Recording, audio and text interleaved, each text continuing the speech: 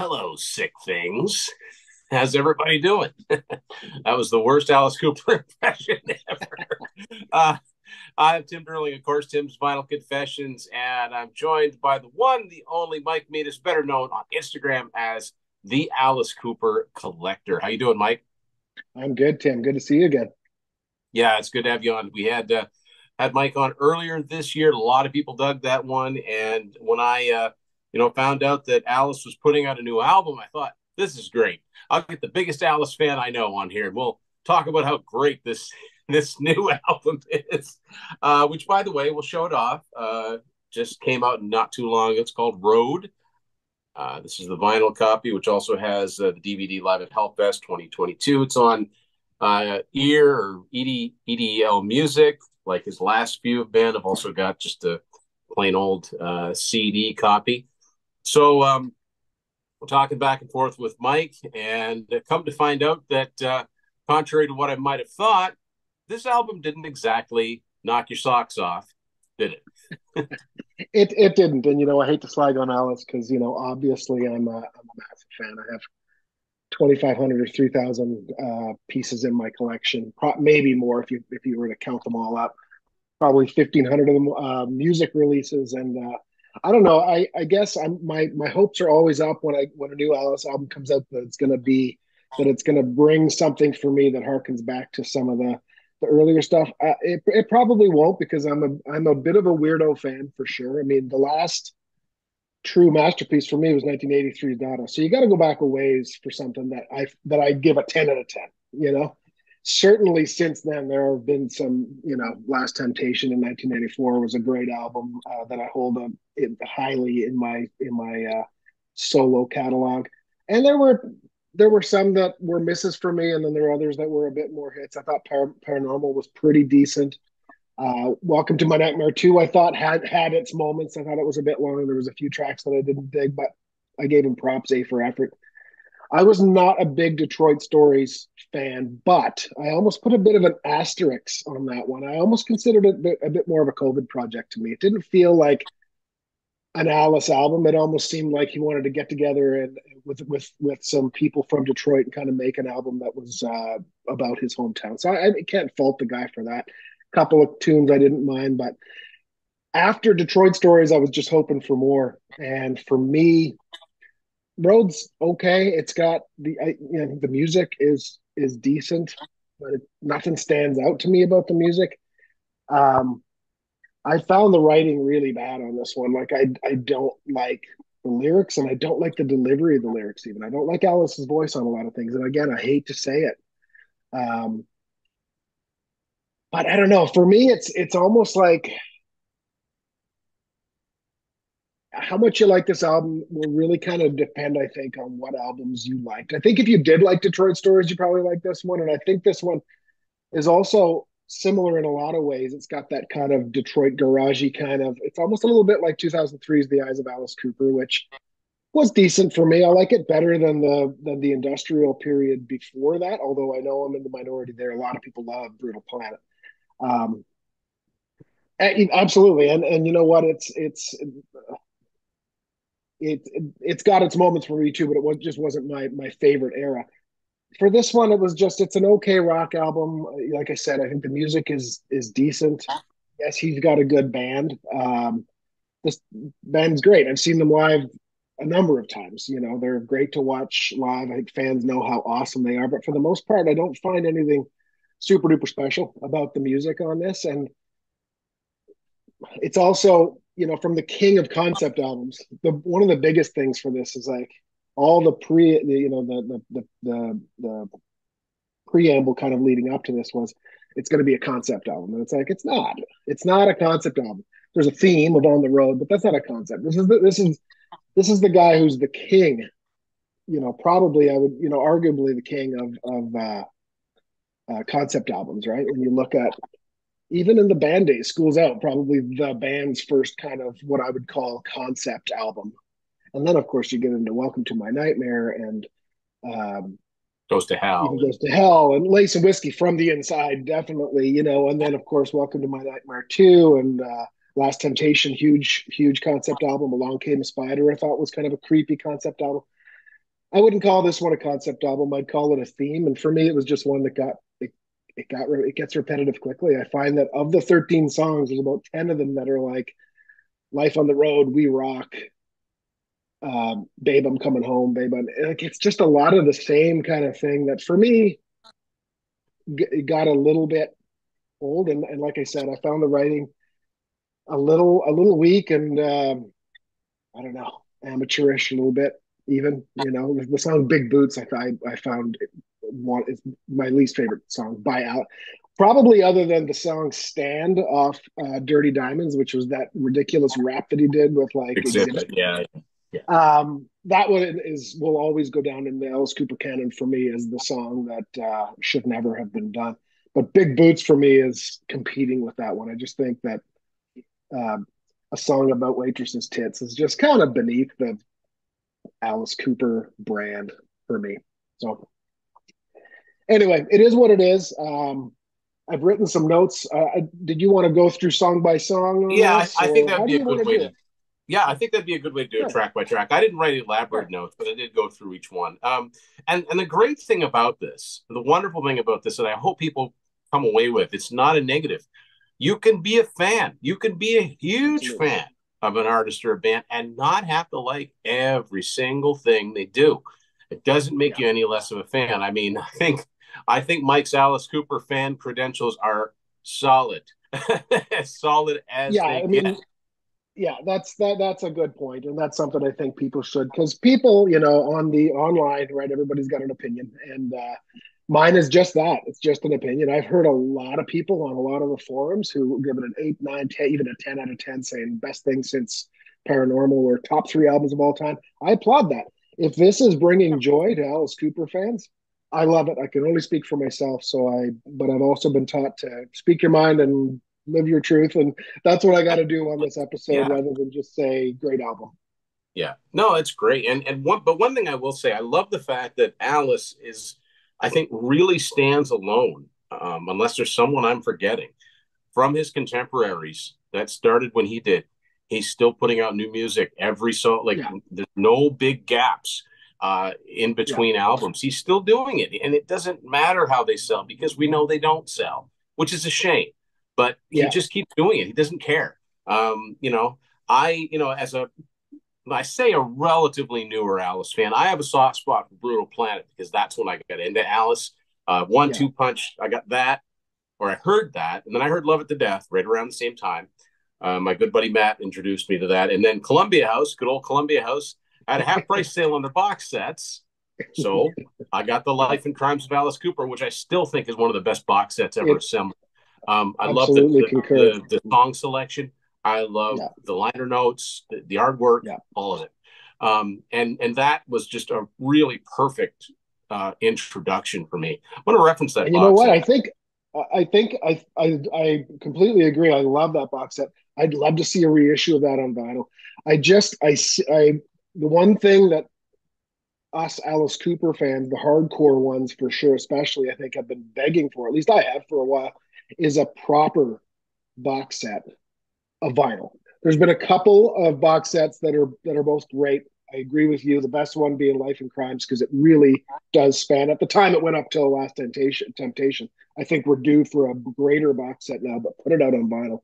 Do what like Sabbath is doing, with all those expanded 5 LP deluxe with kind of some hidden gems, maybe some of the things that hit the cutting room floor. I'd love to see kind of some expanded releases of albums or another vinyl box set. Like give us a Queen have like these 20 LP box sets, and I'm like, I love Queen, but I wish I was a Queen collector so I could have that.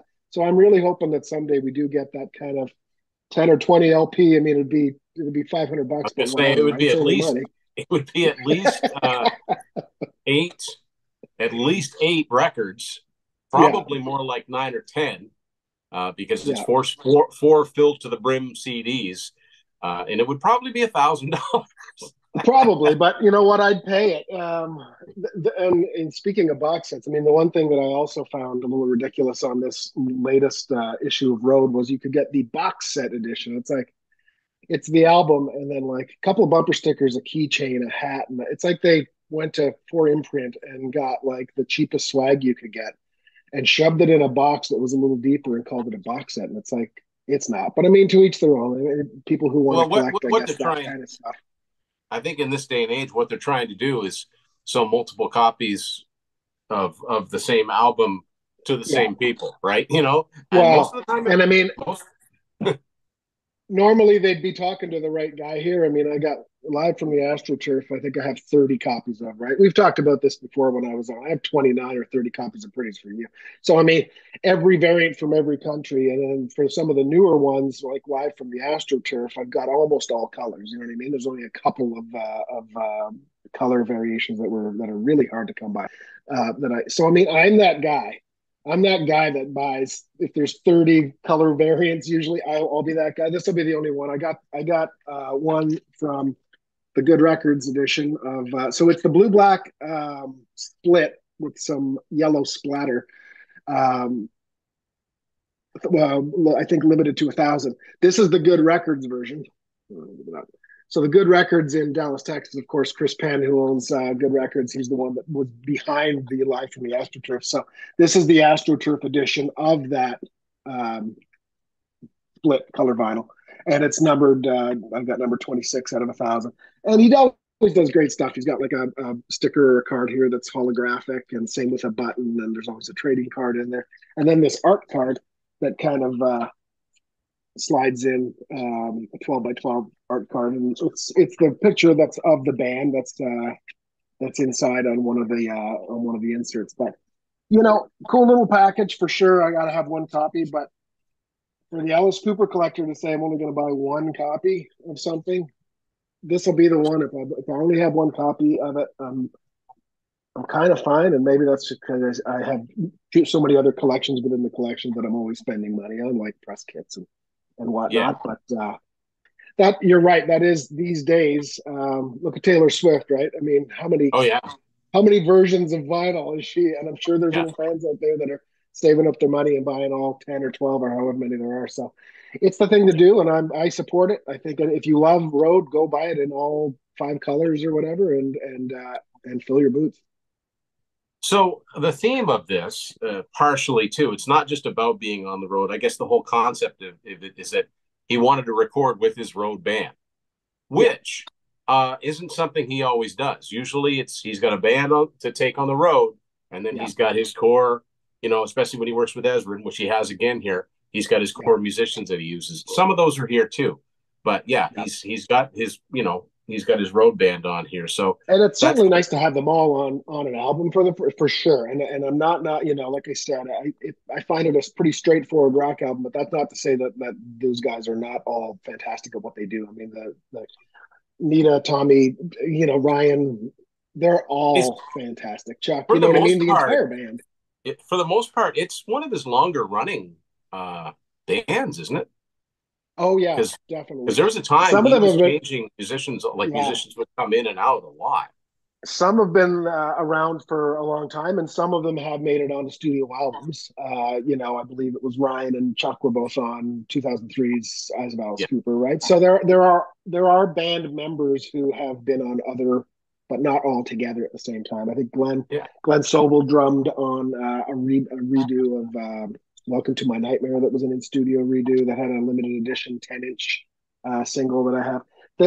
They've shown up on some of his albums, but this is the first one where it's the road band. So I mean, it's good to have them in that regard, all on one. And like I said, it's decent musically. I just lyrically and there's some other things about it that we'll get into. I think as we go yeah, track by track.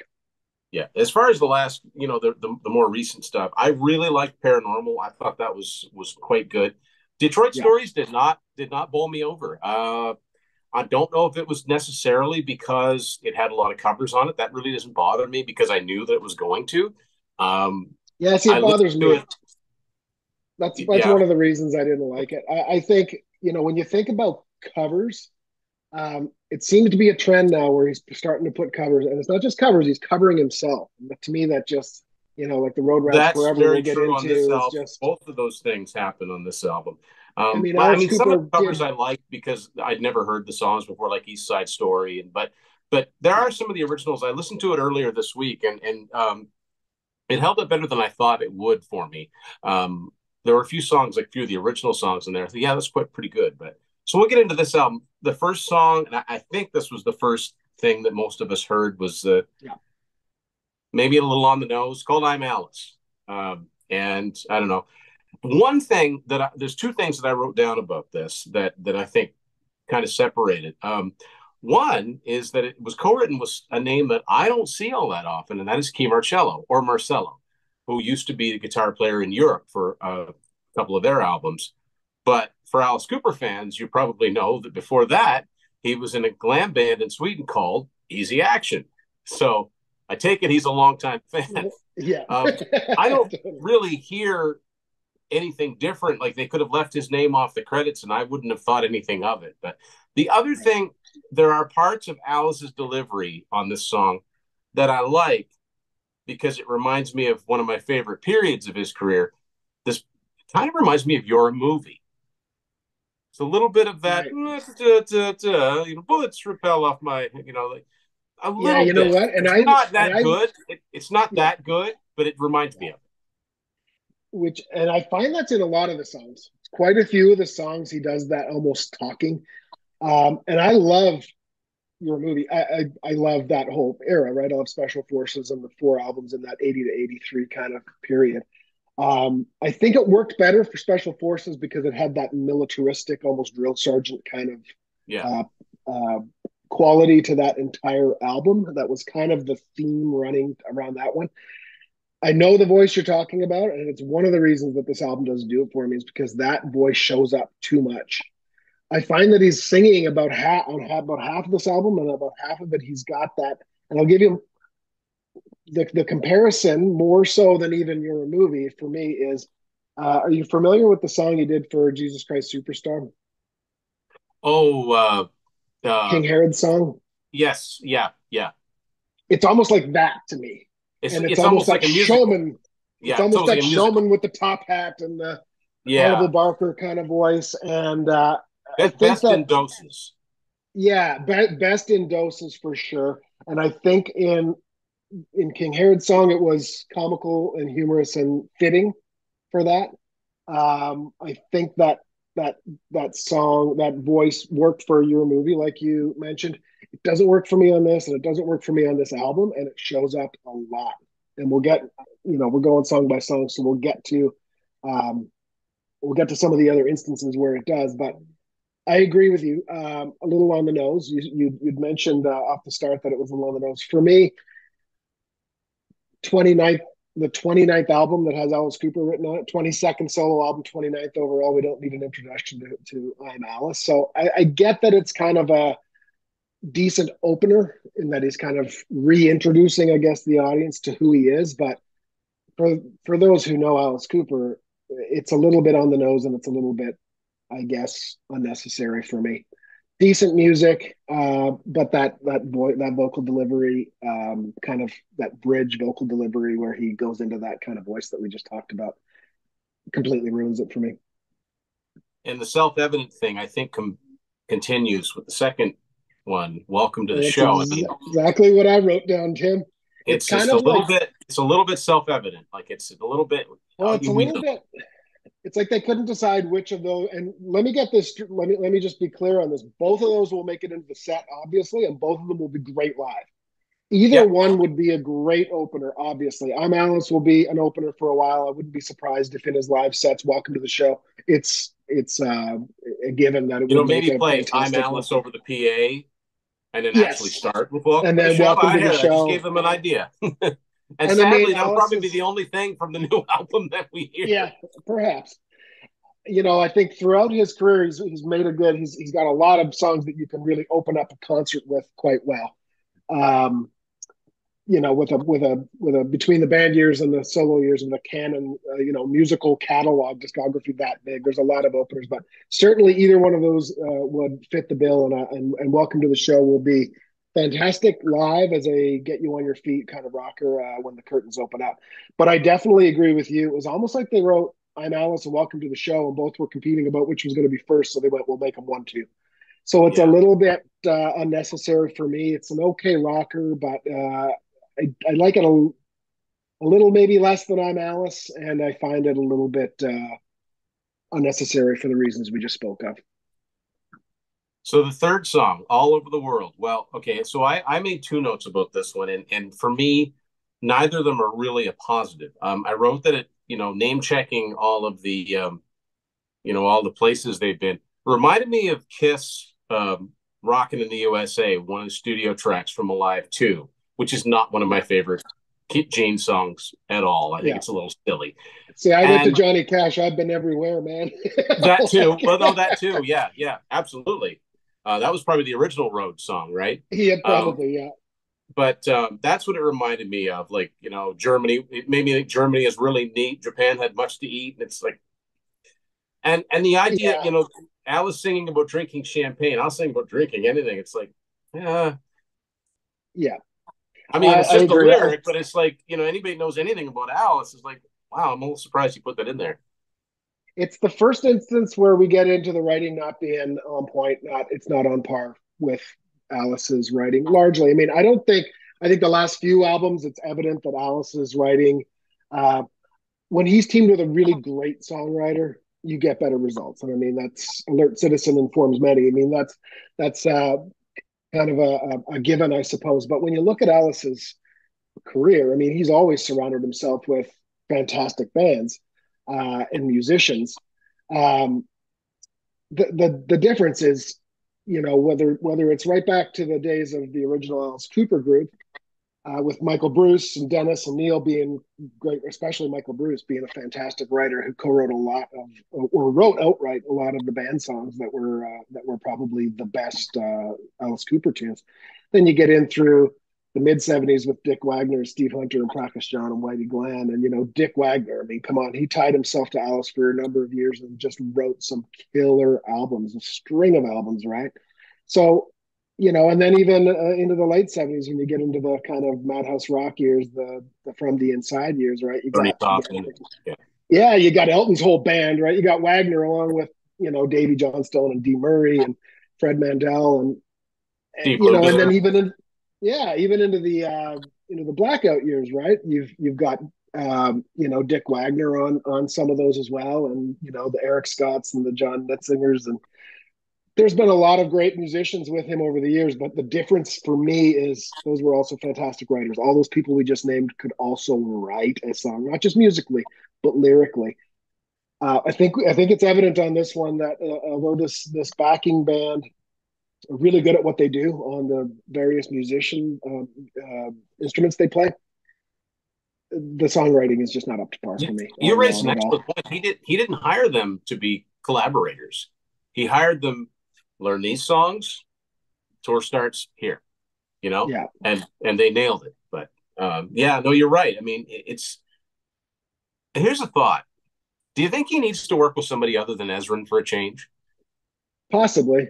That's actually a Do you few think they comments worked? that I I've mean, I seen. know that they made Magic, and I know Bob Ezrin is the reason probably today anybody knows who Alice is. For sure. He was their George Martin, especially back in the band days. Yeah, Definitely. but do you think that they've worked together so long that they just kind of like said, good, yeah, that's fine. Do you think you need Possibly. someone else to crack the whip and say, Yeah. I I don't mean, know, I it think would you can say certainly, that. I think you can say that same thing in a different way, yeah. not so literal. Yeah. Yeah. Yeah. I think it's an experiment that should happen just to see. I mean, it's an odd one, right? As time passes, everything changes, right? But when you look at Bob back in the day, he was the sixth member of the band for sure. Yeah. Um, and for all of the band, save for Muscle of Love when he wasn't there. And I think it was a little evident that album's a little weak for me. Is the weakest of the seven.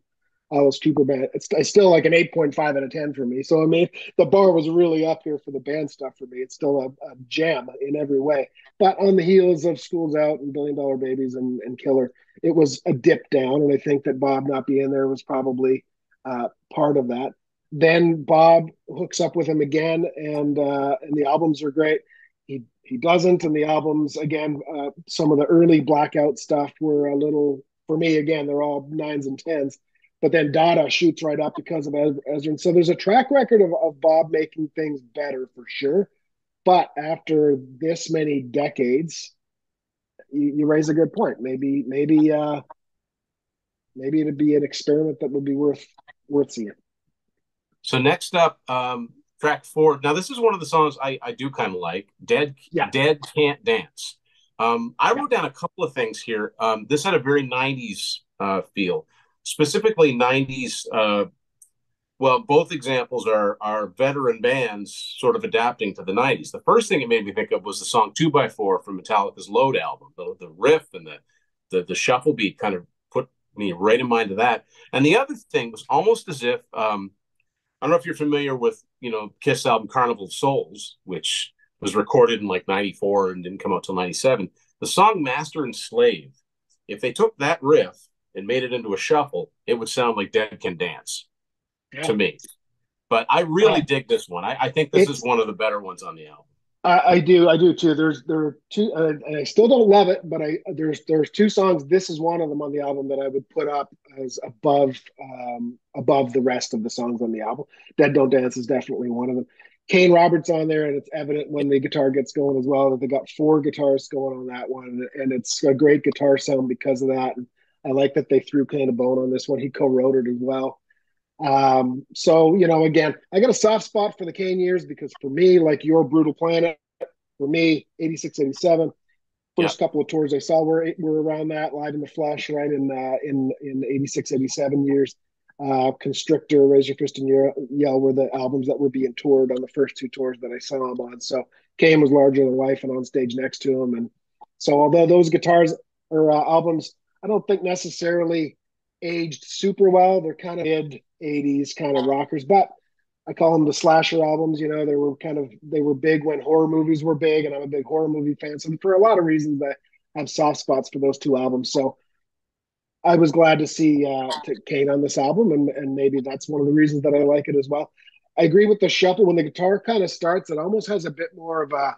It gets a little harder, but it almost starts a little bit bluesy shuffle. It almost, for me, reminded me of "Fallen in Love" on Paranormal with Billy Gibbons on it. It almost Yeah. had a little bit of that Yeah. to it. And I think it does kind of get going. So for me, Dead Don't Dance is one of the more standout tracks, at least on this album. So the fifth track is called "Go Away." Lyrically, this is seems to be about a persistent groupie. This is another one where lyrically it kind of fell flat for me because it's like Yeah, Alice and Cheryl have been married for 100 years. She's on the road with them, so I don't. This me doesn't. It too. just isn't. Not everything. Yeah, You can use poetic license, but not. But Alice is such a well-known, established guy that when he writes a lyric one about a I crazed agree. groupie after him, it's like, I don't know. I agree. That's the notes that I wrote on this one too. And there's a few songs like that. Wait till we get into Big Boots. But yeah, in this one, yeah, I agree. That's why I mean a lot of the lyrics to me, um, I find are not great. It's just kind of like what rhymes with this. Like it's really kind of rudimentary writing for me overall. This album, but with a hint of kind of immaturity to it. Like it's a little bit, and I think that's probably part of it, right? Alice turned 75 last February, and it's not believable. And I know you got to suspension of disbelief when you go into, just like when you go into a horror movie and you know the lead actor in the role, you got to pretend that you know him in other movies and kind of focus on this. So I get it. I'm going to hear people saying it's an album, he's playing a part. The biggest thing for me on that topic is they don't feel like Alice wouldn't be singing about these kind of things. The Alice Cooper character to me wouldn't Yeah, even be singing about any of this yeah. stuff, It's almost too waking up and plain. having to It's sneak almost out of too a hotel ordinary. room, and it's a Yeah, little it's almost bit too ordinary. it's too ordinary. It's Yeah, too much. Alice wouldn't sing about life on the road to yeah. me, if I'm just being completely honest, right? He doesn't go on the road. He appears in a fucking He crypt. appears Like on the. It'd be it's more kind like of a yeah, a song. it's a Alice, tough the one for me. character would almost start out like, "Here they come," "Here they come again, approaching the stage," like, as if and it's my turn to shine or something like that. Look, I'm writing I'm writing lyrics for. Even some of the songs on like Welcome to My Nightmare 2 that were a little bit on the silly side that I didn't particularly love. I loved that it was Alice putting his twist on them. So Ghouls Gone Wild rather than Girls Gone Wild, right? It was a Yeah, beach party, kind of a Beach Boys vibe to it. Not one of my favorite songs on the album, but I love that it was Aliceified. It was Cooperized. It was Ghouls Gone Wild. Those people losing their body parts, and And I'm not saying everything needs to be it's Halloween, Old Right. Hallows Eve on every time you spin an album, because it doesn't. A lot of the early band stuff wasn't spooky. Really, it didn't really start with the spook until some of the stuff on Billion Dollar Baby, Sick Things, I Love the Dead, whatever, and then into the Nightmare, into the solo career.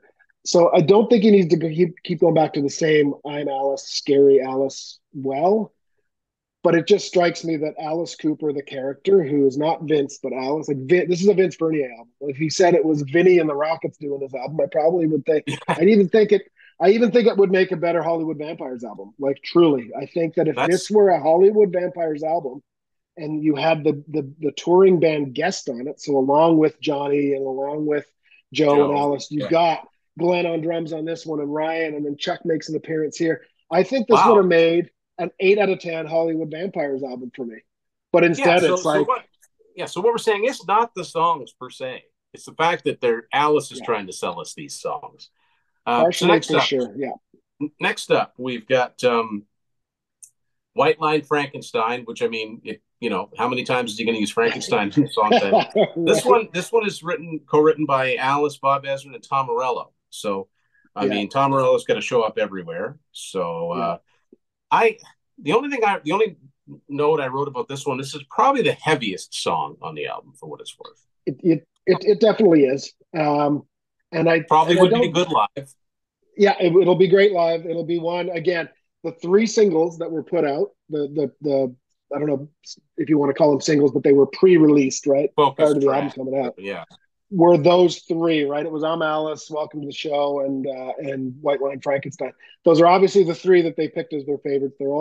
I don't have to go to a concert to know all. Those will be the three from the, and probably nothing else from this album that will make an appearance. All three will be great live. He can probably do a Frankenstein medley now, where he can go from one to the Oh other. I mean, he yeah. has a giant Frankenstein, right, that he brings out on stage, and you got Teenage Frankenstein, which still makes set list appearances from time to time. Feed My Frankenstein has never Kind of a strayed far staple. from a set list. It's kind of a Yeah. staple, and I think White Line will go in there now too, Yeah.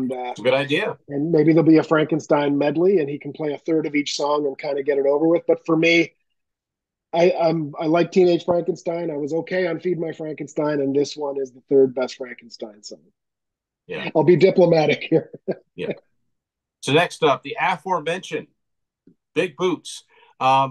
When this first starts, again, you mentioned the Hollywood Vampires album, which tend to be heavy on covers. Yeah, I wouldn't have been disappointed if after this starts, I was thinking it for a second as if they wanted to pump it up by Elvis Costello. I wouldn't have been mad because that's yeah, what it made me think of, yeah, yeah, which is a far better song than this. yeah. And I can't This believe that song, there's seven, count them, seven writers credited on this. man, oh man, seven writers to write that is it's a sad state of affairs right there. I wouldn't put my name anywhere near the writing credits for this one. Even if I had stumbled into the room while they were working on it, I would have distanced myself. It's just, to me, it's cheesy. It's full of it's just childish tit innuendos and puns. I don't need to. This would have I been don't need to fine hear it again. as a B side. This would have been a throwaway B side. Throwaway for sure. I mean, it's just it's it's immature. It's just it's first grade kind of writing. It's the first idea you'd come with, and it's like, the writing process should kind of make it better. And someone along the way. And I'm not this guy who's offended by it like at all. You know what I mean? Like, No, oh, no. boobs. I just mean it's just can't you do better than that? Like, she's got a great pair. She's got great Yeah. boobs. Even by the end of it, I think they're saying boobs. I swear to God, if you listen to the third stand, I've listened to this album a dozen times in preparing for this review. I think by the end of it, they actually say she's got big boobs. I think they just Like gave up and started saying, musically, it's just a rock song. Nothing wrong, but yeah, it's just lyrically, you're right. just a rock It doesn't song. have that Alice wit. I agree. It's trying to be witty, but in trying to be witty, Kind of falls it's almost flat. trying too hard. It's a pun that, like, my dad would say something like, check out the boots on her. Like, it's just old man humor. And it's like, and he's an old man. So And I love that's, you Alice, know but what, that 75-year-old maybe Alice shouldn't be singing about yeah, waitresses' tits. Sorry. yeah, Doesn't do anything that's for the me. he and Bob Ezrin. They're like, Totally. it Totally. should, yeah. It's, So yeah, moving on. it's great school Uh, humor. moving on. Track 8, Rules of the Roads, another shuffle, and I kind of liked this one a little bit better, especially the part where it's always get the money. I kind of liked that part because I wasn't expecting that repetition. But Yeah. Except it's in that voice that I hate. This is probably tied with yeah, big. This is tied with Big Boots for me, the two of the biggest duds on the album for sure. And it's that voice breakdown at the end. I wrote in my notes that to me, you know what it sounds like? It sounds like King Herod. It sounds like that Jesus Christ Superstar voice that we talked about, which again works for that song. It's got a King Herod meets almost like Colonel Sanders or something voice to it. Like it's just this old Southern guy always get the money. Like it should be a guy in an old Mark Twain, wig or something telling you about the good. Like it's so look like the ridiculous. Monopoly guy or something. Exactly, Mr. Money, whatever his name. Money It's just bag, yeah. it's ridiculous. It's a ridiculous caricature of. I don't know. Didn't like it at all. Hated the lyrics. Um, yeah, I hated it. I hated it. The other thing the voice kind of reminded me of, there's only one. I agree with you going back to Paranormal for a second. I thought that was a decent album. It's probably a 7 out of 10 for me. Um, the one song I didn't like on Paranormal was, which was a Hillbillies cover of Holy Water. And the Oh Hillbillies are yes, this yeah, weird kind of rock rap, like Kid yeah. Rock meets. It's weird. They're a weird kind of band, but Holy Water is a cover by those guys, and he breaks down into that. Yeah, yeah. Her name is Tiffany. My Her name is epiphany. Tiffany. Yeah, yeah. And that gets gone. Like that song for me makes so it's just that voice I hate, Tim, obviously, right? Because Paranormal, when that's on, if I got my iPhone on shuffle and I'm, going for my walk, Holy Water is a skip song. Like there's a few songs that come on where I just go skip. And it's the only one on Paranormal. I thought there were a couple of really decent tunes on Paranormal, and overall was a fairly solid album. Uh, so maybe it's again the covers. A lot of the covers I'm hating that he's doing, and that was one that I did not like. But he's fallen in love with that voice, that old Southern preacher, uh, Yeah. and it's all over this album. Like it's all over. If he just did it in a song or two, I'd be like, okay, I can skip that. But there's a lot of songs on here that when they play now in the headphones, skip, skip, It's skip. almost like That's he's trying to introduce another character, and it's yeah, and maybe we're it's just not Uncle Alice, and it's no, not creepy Alice. It's like it's Grandpa not Alice telling you the wisdom. not Maurice Alice Cooper would, Escargot, and it's not.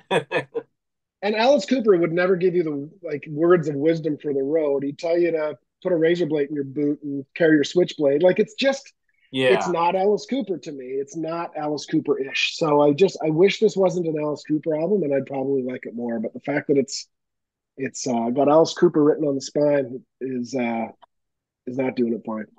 On to the next Uh, one, Tim. yeah, track 9, Big Goodbye. Now, I like this one. Lyrically, it's nothing new under the sun, but I thought Yeah, it was a good rocker.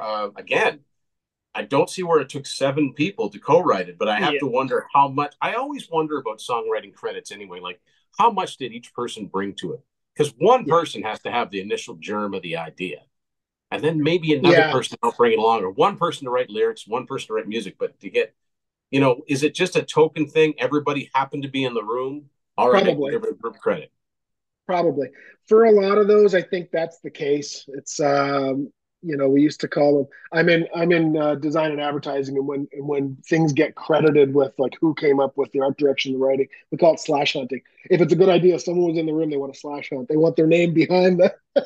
So I don't think that anybody's specifically going out to do that. But I think it's probably here's a set group of writers that are working on a set group of songs. Now that we're all done, here's the people that were involved in it. I think that a lot of these songs were probably written by one, two, primary people, because at least I hope so. I really hope that this isn't 7 people doing their best, like trying their best. I'd be, I'd Laboring be for really, yeah. I'd be really disenfranchised here if this was 7 people trying their best. I agree with you though, Tim, on the Big Goodbye. It is it and Dead Don't Dance are the two highest scores for me.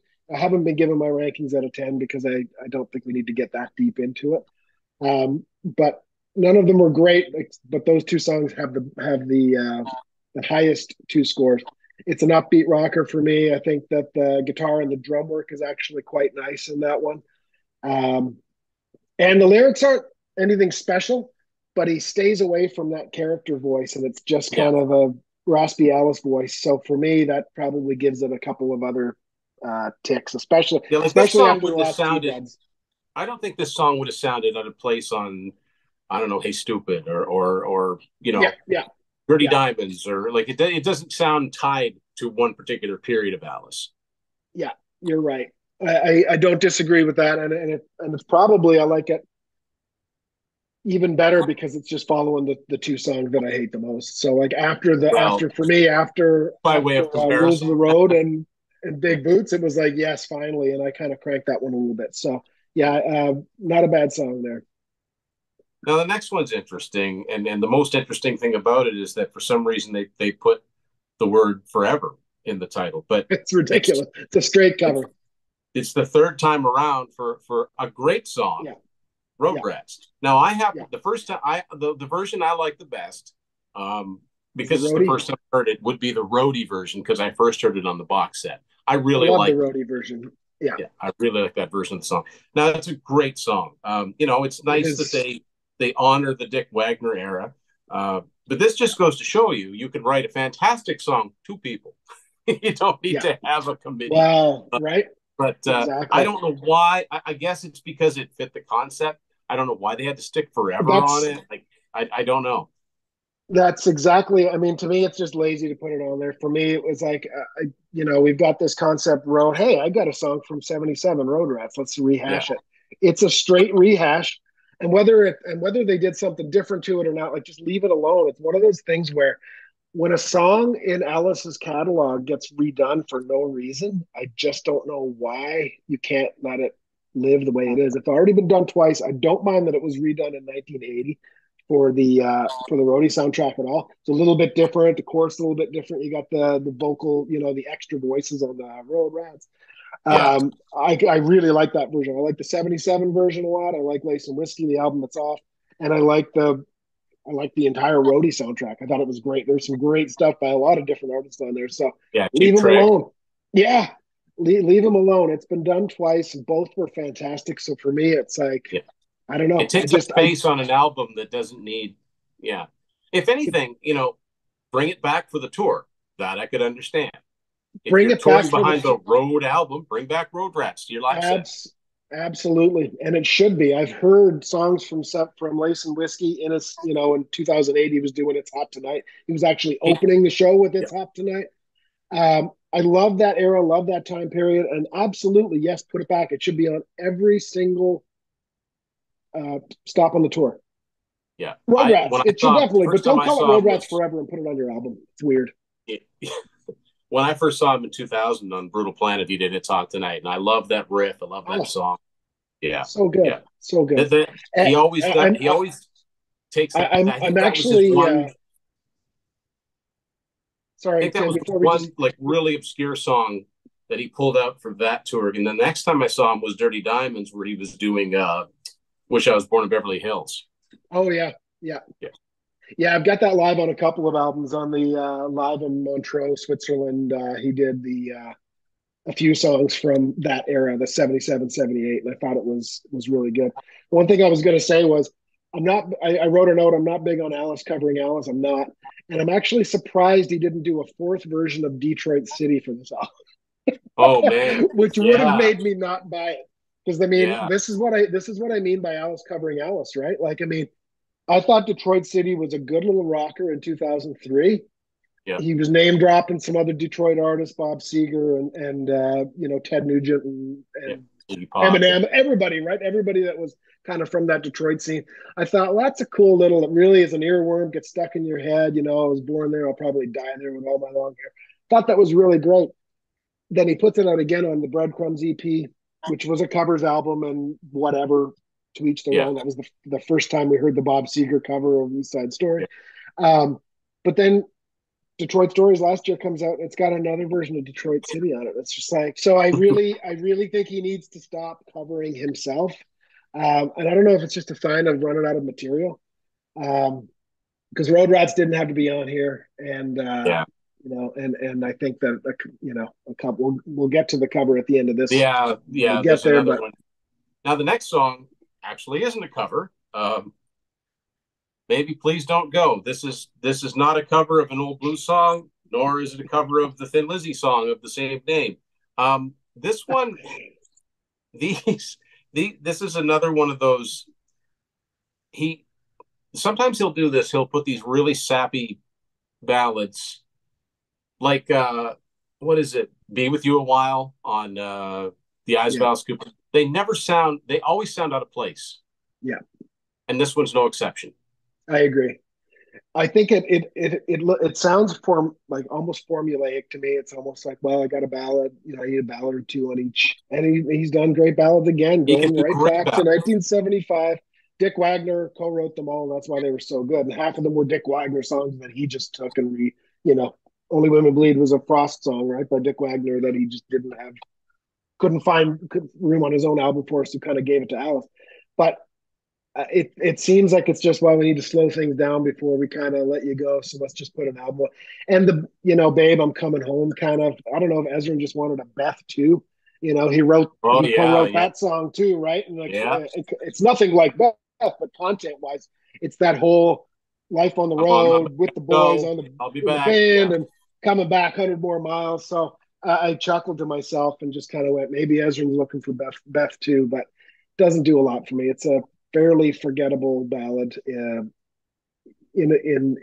terms of ranking it amongst Alice's best ballads. So that brings us to 100 more miles, which we're almost there, Mike. We've almost made it. Yeah, What and did I this read about one, this one? Uh, yeah, this one is almost the same as the last one. Again, with yeah, my Ezrin comments, it's a bit the too spoken wordy for me. It's basically kind of part two of Baby Please Don't Go.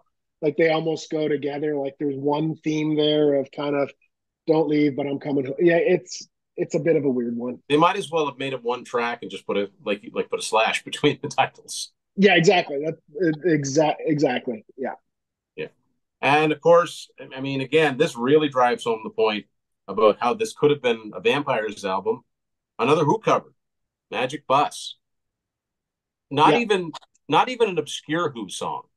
No, and that's what almost put the idea in my head that this would have been a better Hollywood Vampires album. Certainly, this belongs on a Hollywood Vampires album for sure. This song, at Yeah, least.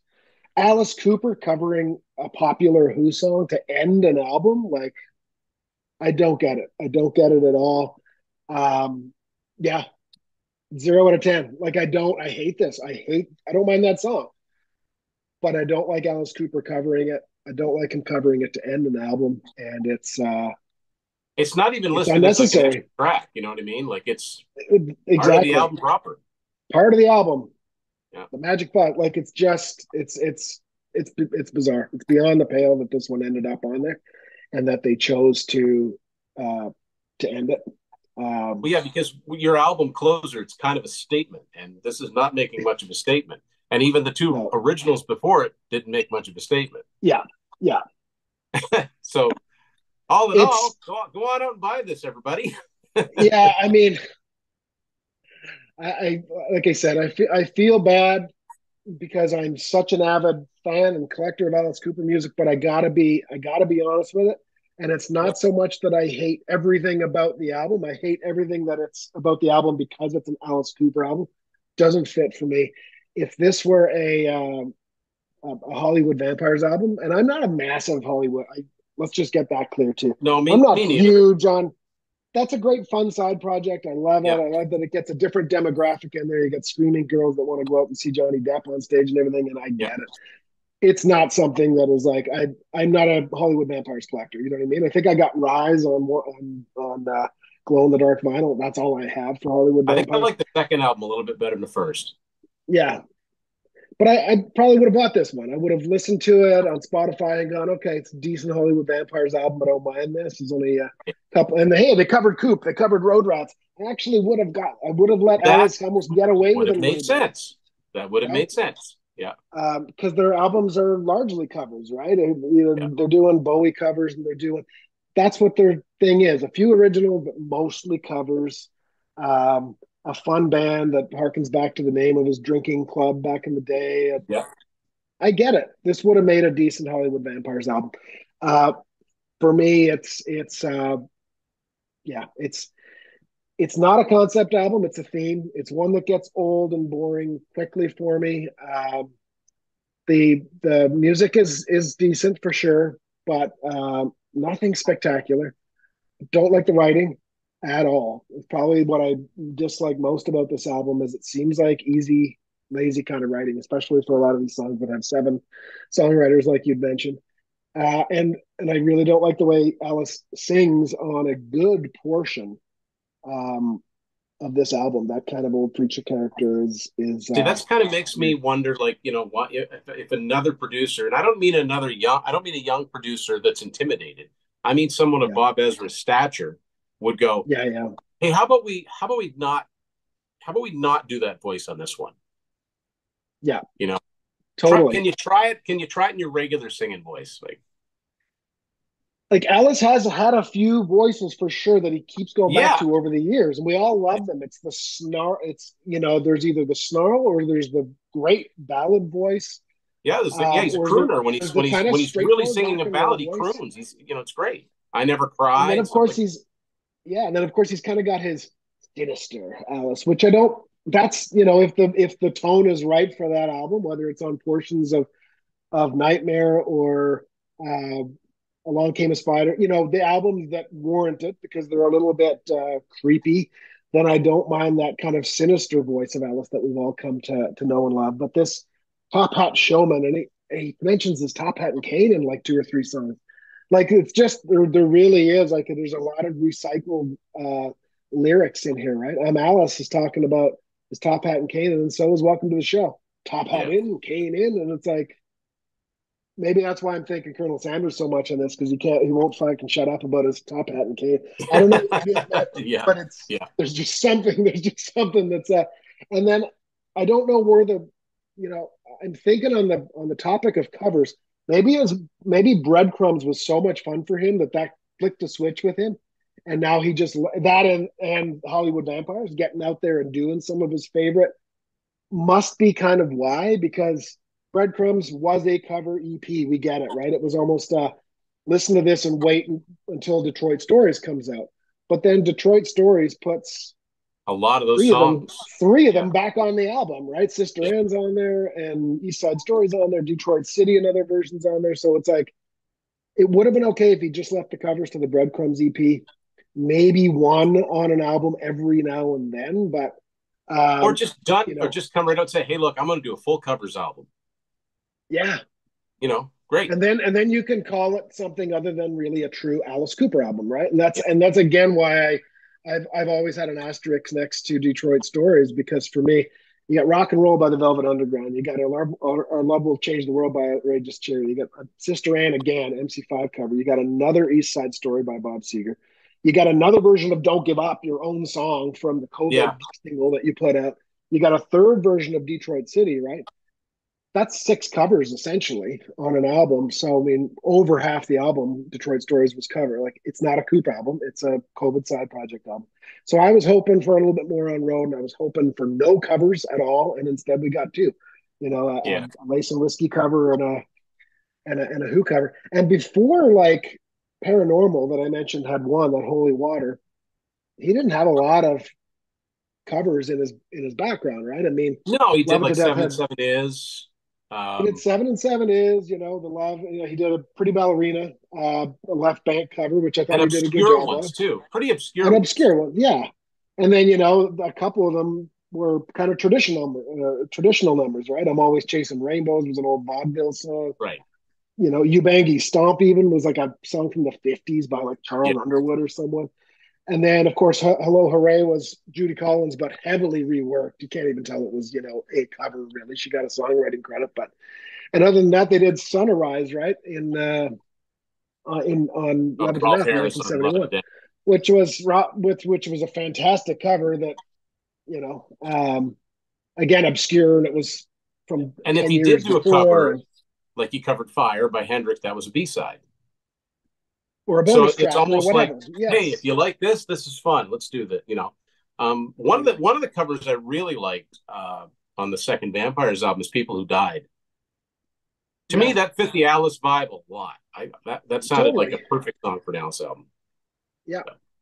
Now, what I'm I waiting don't. for, like I was gonna say, what I'm waiting for, I'm looking for. You see, my whole sort of musical odyssey kind of began in '86 with an album called "Slippery When Wet."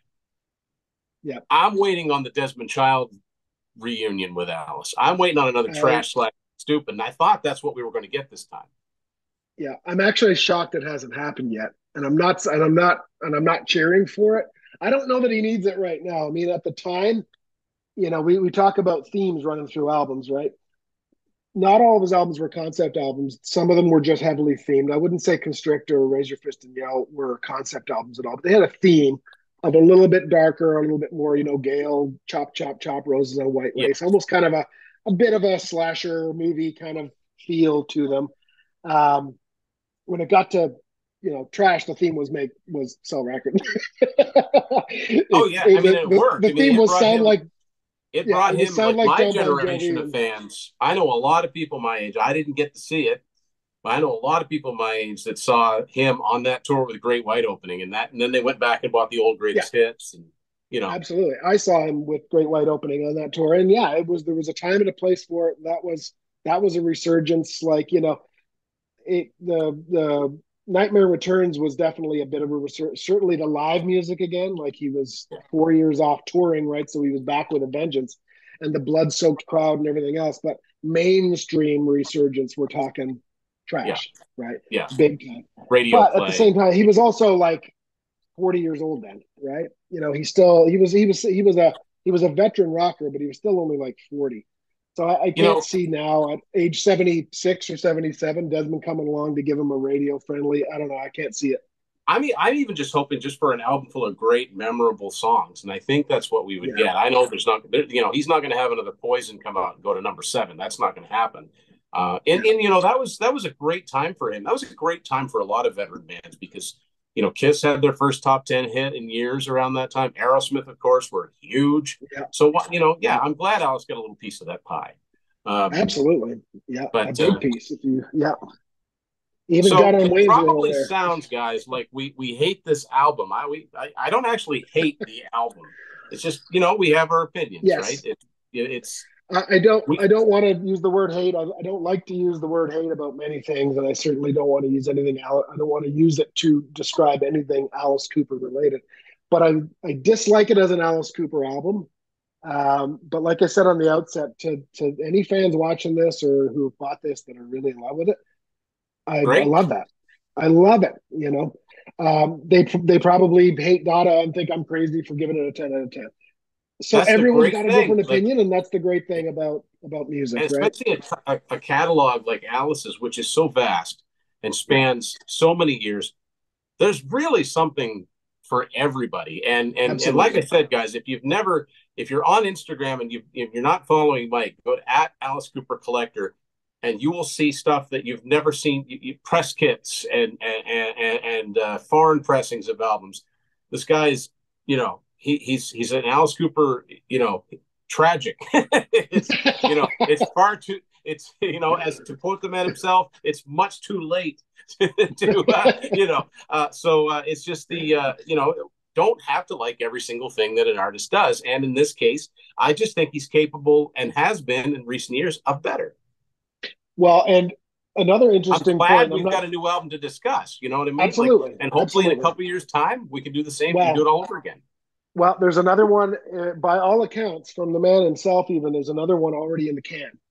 Yeah. And for this one, for the next Alice Cooper album, it's going to be with the original gang. It's going to be with some songs that he's written, performed, and recorded with Dennis Dunaway and with Neil Smith and with Michael Bruce. So we'll see. And again, with Ezra at the helm. So it's the gang back together again. Obviously, they'll have some additional guitars, probably a Ryan Roxy or somebody to come in Yeah. and fill in for the late great Glenn Buxton. But we'll see. I hold out hope because you know what. Paranormal, The Sound of A was one of my favorite songs. It was him and Dunaway. It was an old song they wrote in '68, actually. It sounds Um, it. Yeah. it Yeah. sounds it, right? Got that feel. Fireball was a Dennis Dunaway song that he covered on Paranormal. I thought that had a great chugging kind of rock and roll vibe to it. That was a Dunaway song, and even a couple of the ones on Welcome to My Nightmare too. Some of the best songs on the albums were ones that Michael Bruce, Dennis Dunaway, Neil Smith not only co-wrote but played on. So we'll see. We'll see if the old guys got it in them, and if and when that does come out, Tim, I'd love to get another call from you, and we'll review that one Absolutely. and see if So we can listen, do we'll, better. we'll be doing more Alice episodes for sure. So Mike, thanks for coming on to do this. This was a great discussion, and guys, before you rip us a new one in the comments, this is just our opinions. We're Alice Cooper fans. We're fans of this Absolutely. guy's music. We're actually going out there and buying the new albums, and that's what more people need to do is Yeah. actually buy his new albums. He's done, like, since the turn of the millennium. He's released I don't know how many albums. He just keeps going. He won't, Yeah. that's fantastic. So okay, so you don't knock it out of the park every time. There's enough on here. You can pick this up and listen to it. Pick two or three Yeah. favorites, or like Mike said, maybe you love it. There's one, there's something to be said for, when somebody hears something different than you do, and you go, man, I'm glad you like it. I wish I could get on that train, but I just can't seem to. Yeah. And I've listened, maybe 10 times. Who knows? Some of these songs might grow me a bit more if I gave them a bit more of a listen. It only came out 6 days ago. I just got, Yeah. I haven't had enough time to, I've listened to it enough to form, I think, a pretty good opinion because I know Alice so well, his music, but some of these could grow on you as well. So even if it's a grower, go out and buy it and let it grow on you. So It's don't the let me, double-edged sword, when reviewing new albums. I run into this a lot. You don't want too much time to elapse because you don't want to review an album that's been up for 3 months. But at the same time, yeah, you haven't lived with it. It hasn't become. You don't have it in your head so that you can play it in your head like you can with your favorite albums by anyone. But yeah, anyway, that's our 2 cents, 2 or 3 cents on Road, latest from Alice Cooper and Company. Follow Mike at Alice Cooper Collector on Instagram. And don't forget, Unspooled book is available through Amazon, and TBC merch through T Public. And I thank everybody for watching Tim's Vinyl Confessions. And go listen to some Alice. thanks, Tim.